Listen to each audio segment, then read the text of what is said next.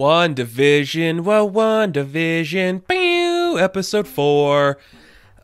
I really have some feelings on this episode. First off, I want to say I'm very positive on this series so far. I think it's been pretty close to perfect.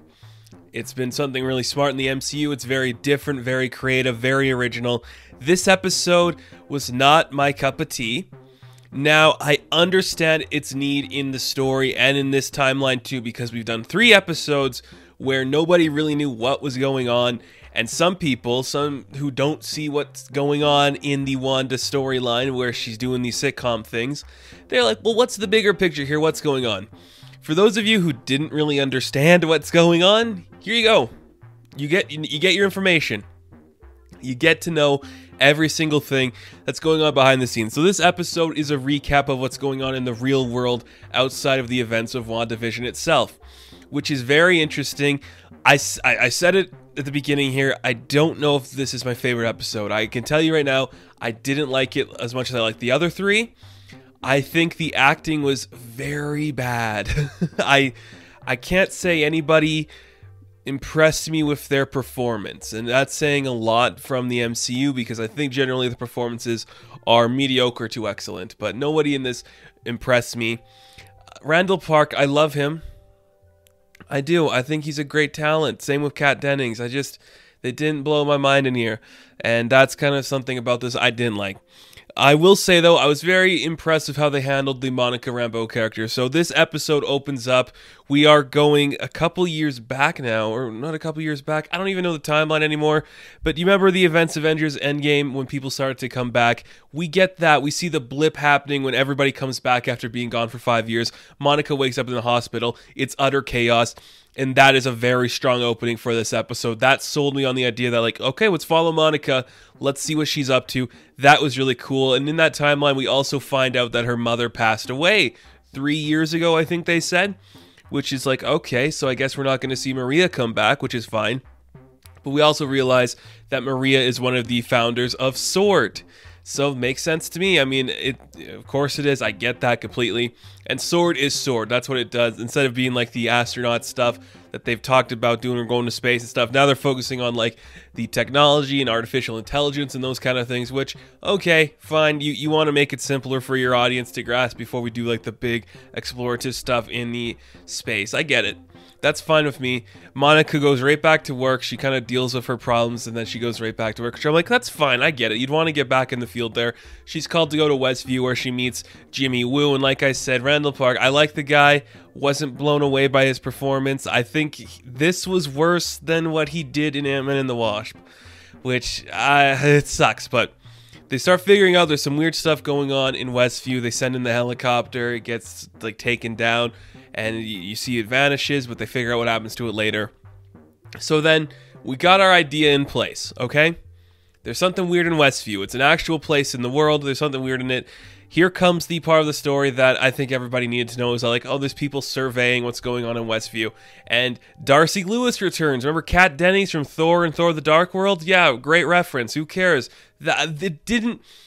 I get why Marvel does this, and I understand the appeal of like, hey, you remember her from season 1 coming back in this season? That's fine. You didn't need this to be Darcy. I don't think you did. It didn't hinder the story. It didn't do anything at all. It just didn't need to be Darcy. So that the fact that they did it, I'm like, okay, fine. But I honestly think you could have got a better actor. I like Kat Dennings. I'd like her. I just think her performance fell very flat for me. Just very much like, okay, I read this line. Okay, I read this line. Okay, I'm not supposed to be as sarcastic as I was like 10 years ago. Okay, that's how it felt. And maybe that's the point. But she's the one who figures out like the radio frequencies to broadcast the actual stuff happening. So in the real world, our entire S.W.O.R.D. crew does see that WandaVision is taking place like a sitcom. They are literally seeing the sitcom as it's playing out in real time, which is very fascinating to see. And that's kind of like the entirety of this episode, is we're seeing that they figured out what's going on. They started to figure out all the players, like who are these characters in the show, who are the real people that are trapped in the town. We see how that happens. We see Monica went inside earlier, she's still in there, and they find out that like, oh, that's Monica. Why is she like Why doesn't she know who she is or anything? You see the way that's being functioned. It's just all the stuff that we saw before, like the helicopter. We see that they find the helicopter because Wanda finds it when we send in the guy in the hazmat suit. You see, and he comes out as a beekeeper in the Westview place, which is like, okay, I see what you're doing here. This is very fascinating. It's a good idea because, like I said, Episode 4, you have to kind of shatter the illusion of the sitcom so the people who don't get it can finally get what's going on. That's not everyone. I do think there are some people who are like, I get what this show is doing. I understand it. But there are some people like, it's 3 episodes and they haven't done anything. Like, well, they're setting up for something. Here you go. Shut up and stop complaining. And part of me is like, maybe that's why I didn't like this episode as much, because I was very adamant on this sitcom format is working. You are building up the tension in the episode by keeping it as a normal sitcom. Then something weird happens and it feels cool and fantastical. And that's the idea about it I like. And then you're just like, we're going to dedicate it 34 minutes to here's all the stuff that happened outside the sitcom in the real world, which was fine.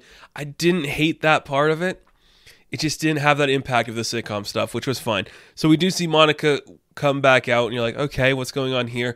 And we get another, like, we get the interpretation of that scene when Monica gets blasted out from a different perspective. And what this shows us is, it's all Wanda. Everything that's happening inside of there, it is Wanda doing it. And I've wanted that to be the case. I don't care if people are like, it's Dormammu, it's Mephisto, it's Magneto or someone. It should just be Wanda. We don't need a big bad here. This is setting up Wanda to be crazy, and Mephisto will be in Doctor Strange 2. That's what it should be. That's how it should be done. We see that Wanda actually uses her powers, doing her weird, like, ooh, look at me, pushes her all the way out, and she starts to kind of like realize that this is false, and she's starting to pretend that things are good, but they're not. And we get a great scene when Vision walks back, and he's like, where's Gwendolyn, or that's not her name. Where's Monica's character? And for a brief second, this really surprised me. This was like on par with the scene when everybody's coming back from the blip incident. This scene was great when Wanda turns to look at Vision. You see his caved in head, and it's like the crush from when Thanos did it. I'm like, that is good. That is a good scene. And then Wanda just snaps back to her own fake reality, and things look like they're going to be normal. But outside of the bubble of Westview, we see that it was in fact Wanda who did everything to Monica and the people in the world. So that's interesting, man. That's kind of a cool concept. Like I said, this episode, it's going to satisfy a lot of people. Like, okay, here we are. We got Sword, Jimmy's back, Darcy's back. We understand what's going on now. The world's literally seeing it as a sitcom, which is kind of interesting to see. And I kind of like the angle that Darcy's kind of like really into the sitcom. She's like, oh, that's cute. I mean, it's funny. It's just, I get it. I knew this was the case, so this episode didn't impact me or make me go, oh yeah, obviously. It's like, of course, you set this up obviously this way. Like, it wasn't something that was shocking to me to see. I'm glad we got it, but in a show that like relied on like these end of the episode cliffhanger shocking moments, having an entire episode, it's like, here you go, here you go, here you go, here you go. Yeah, now you understand? Great. I'm like, okay, fine. You sold the premise. I'm okay with it. Not my favorite episode. Still very well done. The acting, not that great, but I think that's just because these people, I don't know, maybe had to just like read it fast because they're only going to be in this episode, so they wanted to get their, I don't know, weird, whatever. It was fun. I think it's going to satisfy a lot of people. I hope Wanda stays the bad guy, because that would make more sense to me than a lot of other stuff we could see. So that is my review of episode 4 of WandaVision. It's a complicated episode that'll make some people happy, but it didn't make me happy because I'm complicated in a different way than you guys. I overthink everything. And when something's just read to me and force-fed into my body, I'm just like, yeah, thanks for that, but let's get back to whenever the hell Pietro's going to show up as the crazy uncle randomly in an episode, because that's what I want. And let's just get to the scene when we go into the basement and we find the corpse of Vision, because that would be sick. So thank you guys so much for watching this review. Be sure to like and subscribe to the channel. As always, you can check me out on Instagram, Patreon, Twitter, all that good stuff, and I will catch you in the next one. Have fun, stay safe, good luck.